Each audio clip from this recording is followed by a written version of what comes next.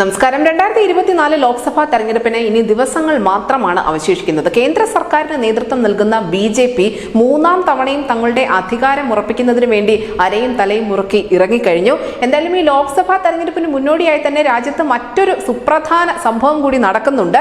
ഫെബ്രുവരി 1-ാം തീയതിയാണ്. ഫെബ്രുവരി 1-ാം തീയതിയാണ് നമ്മുടെ രാജ്യത്ത് കേന്ദ്ര ബജറ്റ് അവതരിപ്പിക്കുന്നത്. അധികാരം നിലനിർത്തുന്നതിന്റെ ഭാഗമായി തന്നെ ഇത്തവണത്തെ ബജറ്റിൽ ജനപ്രിയ പ്രഖ്യാപനങ്ങൾ ഒട്ടേറെ ഉണ്ടാകുമെന്ന് റിപ്പോർട്ടുകളും പുറത്തു വന്നിട്ടുണ്ട്. എന്തായാലും സമൂഹത്തിലെ 5 വിഭാഗങ്ങളെ കേന്ദ്രീകരിച്ചുകൊണ്ടായിരിക്കും ഇത്തവണത്തെ യൂണിയൻ ബജറ്റിൽ ഏറ്റവും പ്രധാനപ്പെട്ട പ്രഖ്യാപനങ്ങൾ വരിക എന്നാണ് ഈ മേഖലയിലെ വിദഗ്ധർ അഭിപ്രായപ്പെടുന്നത്. എന്തായാലും ഈ 5 പ്രധാനപ്പെട്ട വിഭാഗങ്ങൾ മറ്റൊന്നുമല്ല, സ്ത്രീകൾ, ദരിദ്രർ, യുവജനങ്ങൾ, കർഷകർ, ആദിവാസികൾ എന്നിവരാണ്.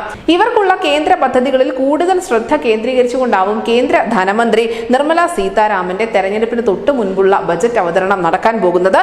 എന്തായാലും സമൂഹത്തിലെ ഈ 5 പ്രധാന വിഭാഗങ്ങൾക്കുമായി നിലവിലുള്ള പദ്ധതികളുടെ വിഹിതം മെച്ചപ്പെടുത്താൻ കൂടി ഒരു ആലോചന കേന്ദ്ര സർക്കാരിനുണ്ട്. അതുകൊണ്ട് തന്നെ പുതിയ സ്കീമുകൾ പ്രഖ്യാപിക്കുന്നതിനൊപ്പം തന്നെ നിലവിലുള്ള സ്കീമുകളുടെ പരിധികൾ വർദ്ധിപ്പിക്കാനുള്ള സാധ്യതകളും ഏറെയാണ്. ഇതിനെ സാധൂകരിക്കുന്ന ചില റിപ്പോർട്ടുകൾ കഴിഞ്ഞ ദിവസങ്ങളിൽ പുറത്തു വരികയും ചെയ്തിരുന്നു. എന്തായാലും സ്ത്രീകൾ നയിക്കുന്ന വികസനം എന്നുള്ള മോദിയുടെ കാഴ്ചപ്പാട് കൂടി പരിഗണിച്ചുകൊണ്ടായിരിക്കും ഫെബ്രുവരി 1-ാം തീയതി നമ്മുടെ കേന്ദ്ര ധനമന്ത്രി നിർമ്മല സീതാരാമൻ ബജറ്റ് അവതരിപ്പിക്കുന്നത്. കാർഷിക മേഖലയിലായിരിക്കും ഏറ്റവും പ്രധാനപ്പെട്ട പ്രഖ്യാപനങ്ങൾ ഉണ്ടാകാൻ പോകുന്നത്. കാരണം PM കിസാൻ ഉൾപ്പെടെയുള്ള സ്കീമുകളിൽ ഏകദേശം 33% വർധനം ഉണ്ടായേക്കും എന്നുള്ള സൂചനകൾ പുറത്തു വരുന്നുണ്ട്.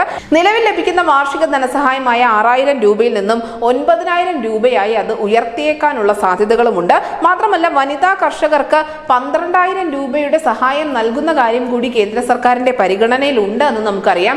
എന്തുകൊണ്ടാണ് സ്ത്രീകളെയും യുവാക്കളെയും ദരിദ്രരെയും ദളിതരെയും അല്ലെങ്കിൽ ആദിവാസികളെയും ഒക്കെ ഉൾപ്പെടുത്തിക്കൊണ്ട് ഇത്തരത്തിലുള്ള ഒരു നീക്കം എന്നതിന് കൃത്യമായ ഉത്തരം BJPയുടെ പക്കലുണ്ട്. നമുക്കറിയാം സ്ത്രീകളുടെ ക്ഷേമത്തിന് വലിയ പ്രാധാന്യം BJP നൽകുന്നുണ്ട്. വനിതാ സംവരണ ബിൽ ഉൾപ്പെടെയുള്ള കാര്യങ്ങൾ വലിയ പ്രചരണ തന്ത്രമാക്കുകയും ചെയ്യും. കഴിഞ്ഞ നിയമസഭാ തെരഞ്ഞെടുപ്പുകളിൽ മധ്യപ്രദേശിൽ സ്ത്രീകൾ കാണിച്ച ഒരു മാജിക് ഉണ്ട്. അവിടെ അധികാര തുടർച്ചയ്ക്ക് BJPയെ സഹായിച്ചത് സ്ത്രീകൾ തന്നെയായിരുന്നു. അങ്ങനെ സ്ത്രീ വോട്ടർമാർ കേന്ദ്ര ബിന്ദുവാണ് എന്ന തിരിച്ചറിവിൽ നിന്നുകൂടിയാണ് ഇത്തവണത്തെ ബജറ്റിലെ ചില നീക്കങ്ങളും ഉണ്ടാവാനുള്ള സാധ്യത. അതുകൊണ്ട് തന്നെ ഈ കേന്ദ്ര ബജറ്റുമായി ബന്ധപ്പെട്ടുള്ള അഭ്യൂഹങ്ങൾ, അതുമായി ബന്ധപ്പെട്ട ചർച്ചകളൊക്കെ ദേശീയ തലത്തിൽ തന്നെ ചൂടുപിടിക്കുന്നുമുണ്ട്. News desk India Malayalam.